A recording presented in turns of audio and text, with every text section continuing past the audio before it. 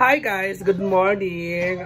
Andito ako ngayon sa bahay ni Yaya Hana kasi gusto ko lang gumala at saka gusto ko rin siyang dalawin kasi nung Pasko ay nag-inom kami, nalasing kami nung Pasko at saka ngayon ay parang mag New Year na, so para bago mag 2025, so kailangan ko siyang dalawin muna sa kanilang bahay at kumustahin kasi matagal-tagal na, almost 3 years na kaming hindi nagkita ni Yaya Hana. So kumustahin po natin siya kasi nga di ba nalaman po natin na umalis siya doon sa kanyang apartment at bumalik siya dito sa kanyang tawag dyan, bahay dito sa playa. So ngayon puntahan natin siya. Kumustahin naman natin siya. Kumusta na yung buhay niya bilang isang influencer, social media creators, ganun. Diba? So kumustahin natin si Yaya Hana, kaya tara na. So dito na nga tayo at dito na po si Yaya Hana. Hi Yaya, kumusta? Ayan po siya. So, kumusta ka na? Bakit na yung mga labit-labit puno? Wala ba nang ipakita? Good. So, ay, ang laki pala ng puno. Ang laki ng puno nila. Yan po ang protection. Anong protection? Protection pag magbagyo? Bago ko lang sinimintuan. Ito yung siniminto mo. So, kumusta ka na pala? Isip pa, hindi pa na. Hindi pa naayos ang bahay. So, ito mo naman kami sa bahay mo. Ito mo naman kami sa bahay mo, Yaya. Alimutor ka. So, kumusta na yung bahay mo? Ito na pala yung bahay mo ngayon. Kailangan kasi madilim lang paggabi kasi hindi maliwanag kasi. Madilim na tahanan, hindi maliwanag na tahanan. Bakit? Kasi hindi pa naayos yung loob. Kailangan maayos. Wala pa yung materials. Wala ka pang materials. So, di ba ito yung pinto, ito yung kwarto mo dati? Ito yung sa CR, ito yung sa kwarto mo. Para maluwag dito. Bakit? Ito para yung tinanggal mo na to. So ngayon, ito na yung bahay mo ngayon. So dito ka na chill-chill. So, ang balita ko may bago ka raw ngayon, inspiration. At kumusta na pa yung mo, Yaya, yung tawag dyan? Ito mo naman ako sa bahay mo.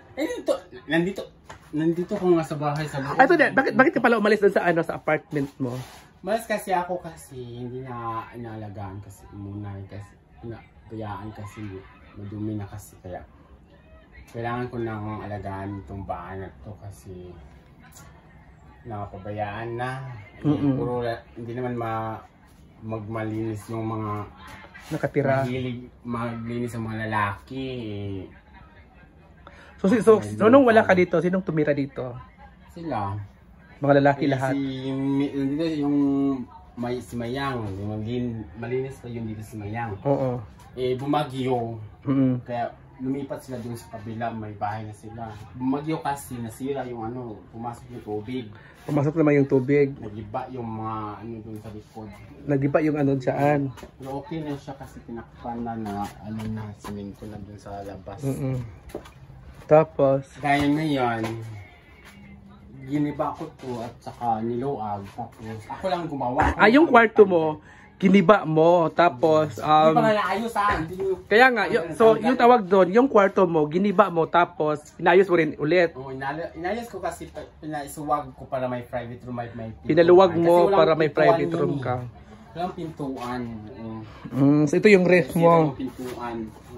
Nasira rin yung screen kasi kalmot si Chusay dati. Kaya nasira yung screen. Ngayon, iniswag ko na lang siya. At saka yung nakita ko sa video mo, may ka daw, bagong kama. Sa live mo. Bagong kama, maliit lang yun. Binili ko yun. Mabili ka ng kama? So, kamusta yung tindahan mo ngayon? Akala ko may tindahan ka. Dan, nakita mo naman, di ba? Nakita mo kayo yung tindahan? Yung tindahan, hindi ko pa, absent muna ako ng 2 araw kasi busy pa ako. Pero open naman siya, pero kung may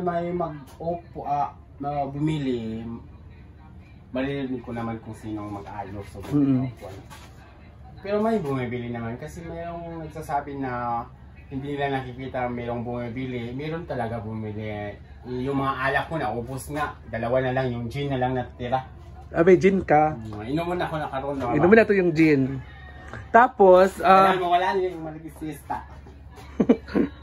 tapos yung mo sa kwarto mo. Kasi kwarto ko, ito yung kwarto ko na. Ito yung kwarto ni Yaya. Kasamantala mo na yung ito yung ano mo. Tignan mo. Kahoy pala yan. Hindi pa kasi nalagyan. Ikaw rin nagpanday niyan. Oo. Ang hirap nga eh. Kaya... Saan ka ako itong foam? Ako man yung tindaan. Yun pala yung dati mo. Mahal kaya ng foam nito eh. Uratex to 8,000. Ayan ba yung mahal na foam? Uratex? Kapal kasi yan eh. Oo, kapal. Pero in fairness, ang ganda ng ano mo pagkaisip mo kasi nga makakatulog talaga dyan ng maayos. Kasi ito naman pong cover, kamadam to, 2023 pa to, sa Pasko din. Binigay niya? Binibigay sana to yung ano na sa bodega ni madam. Kaso lang, kinuha ko kang Rhea sana yun naunahan ko siya. Naunahan si Rhea. So in fairness, ang ganda ng ano mo, room mo. Ito kami na Ha? So, di ba tatlo yung room kwarto mo sa bahay mo dito? Tatlo pero nag-iba. So, yung isa. Yan.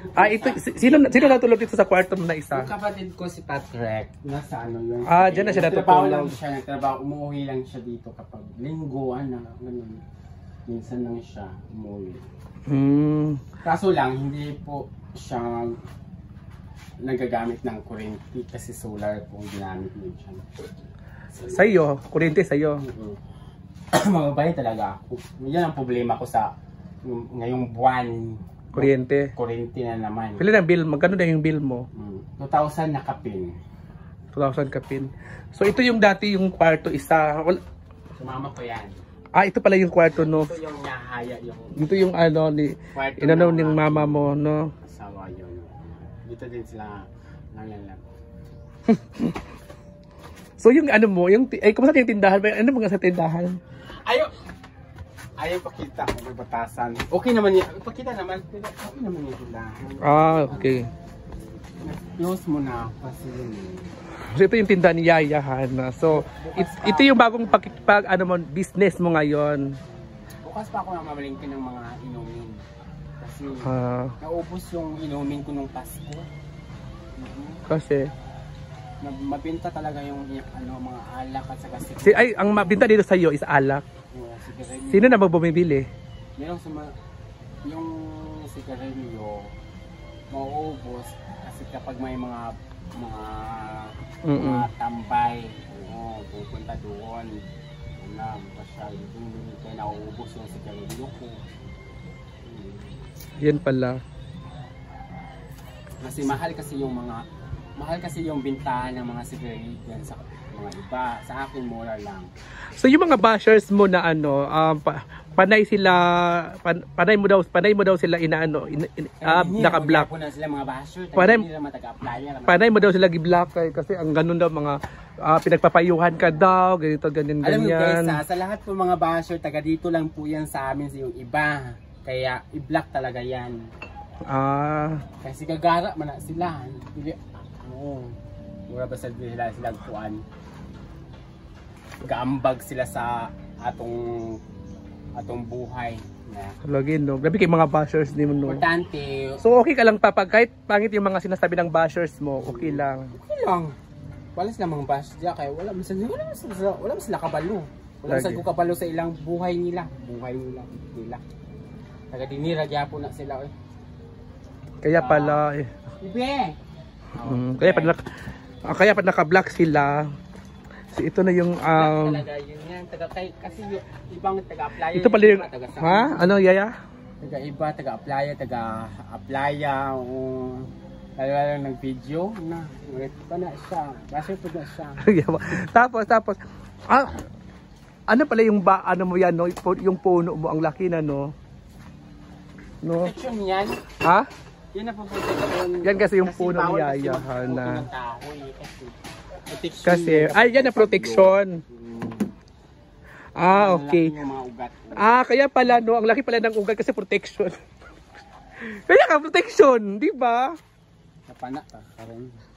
Pero in fairness by the way, Yaya, congratulations kasi nga dati kasi nung sa nag-apartment ka pa is sobrang nahirapan ka kasi nga yung talaga ngayon kasi text ng may-ari kasi hindi pa ako kasi nga ang mahal nga ng renta mo. Oo, kasi ngayon tumataas yung aking bill doon kasi yung kuryente 2 buwan at kalahati. Yung babayaran ko is 4,000.